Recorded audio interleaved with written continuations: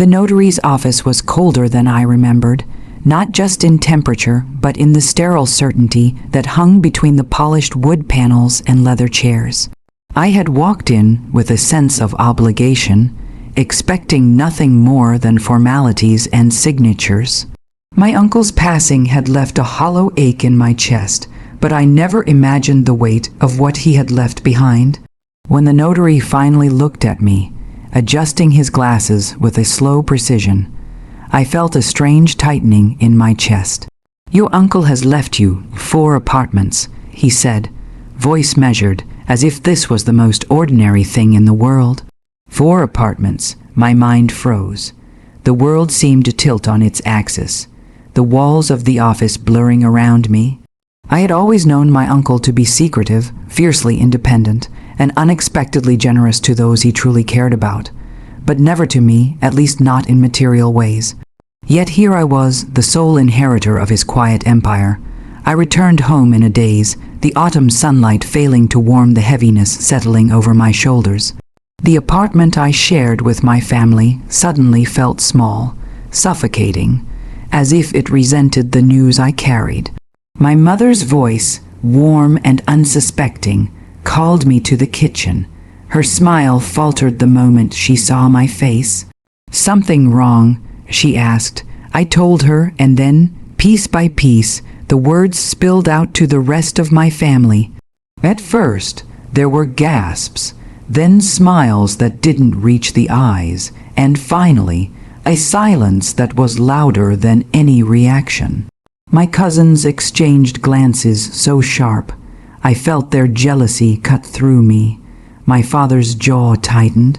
I could see him calculating, wondering what this inheritance meant for him, or rather, for what he thought was his rightful claim. It was strange, the mix of gratitude and unease that churned inside me. I remembered my uncle's stories, his laughter echoing through my childhood, and his quiet admonishments whenever I strayed from the path he thought I deserved. He had always believed in subtle lessons, in shaping people with patience and insight rather than force. Maybe this inheritance was his final lesson. I sat alone in my old bedroom that night, staring at the ceiling as if it could answer the questions racing through my mind. Why me? Why now? And most importantly, how had my family truly felt all these years about me and about each other?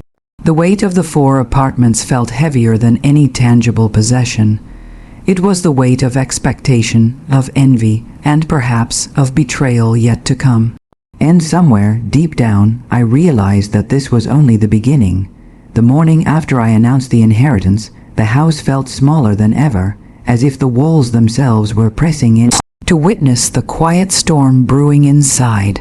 My family moved around me like actors in a play they didn't want to be part of, their smiles brittle and rehearsed. Every word I spoke was measured, every glance returned with suspicion or calculation. My mother was the first to approach me, her hand brushing mine with what I initially thought was affection. "This is amazing," she said, her voice trembling ever so slightly, but I saw it, the flicker of doubt, the question in her eyes about why he had chosen me and not her, not them. Then came my father.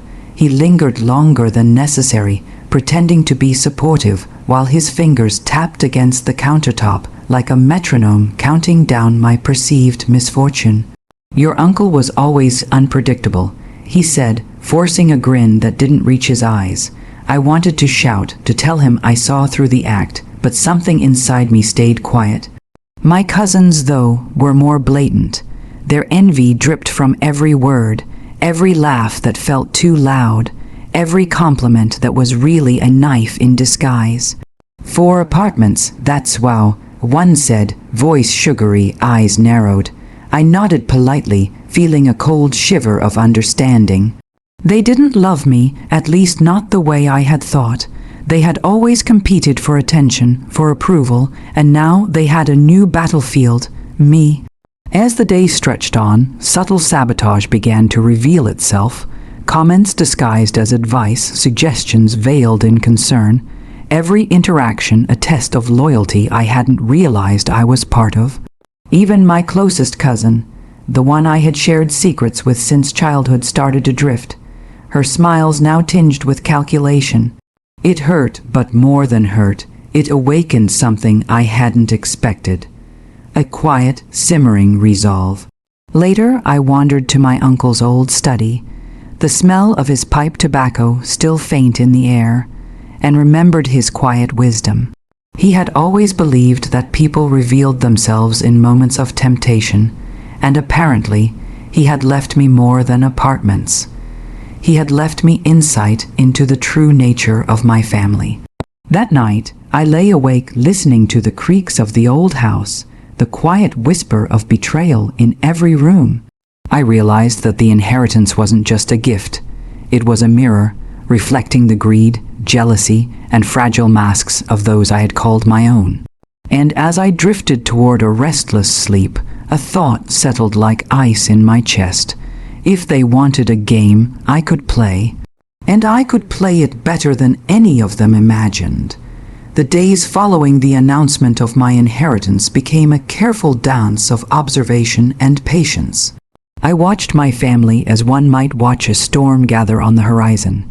Subtle shifts in tone, fleeting glances, whispers disguised as laughter. Each of them had revealed their true colors, and I realized the only power I had was the quiet patience of knowing what they were capable of. I began small. I let my cousins' envy lead them into overconfidence, offering innocuous advice that nudged them toward their own mistakes. One by one, they revealed cracks I had only ever suspected. The cousin who had once been my confidante tried to manipulate me into signing a joint ownership agreement, believing I would be too naive to notice the hidden clauses. I smiled politely, thanked her for her concern, and filed the documents away. Later, she would realize the trap was hers, not mine. My father, ever the strategist in his own right, tried subtle intimidation. He spoke of obligations, family reputation, and duty as if they were chains I should welcome. I listened, nodded, and acted grateful. But every suggestion he made, every attempt to control me, I carefully redirected, making him believe he was winning while he was merely dancing to a tune I had composed. Even my mother, whose disappointment was cloaked in concern, became part of the game. I began to notice how she sought approval from others, craving validation. I offered her small concessions, gestures of respect that carried no cost to me, but inflated her sense of influence.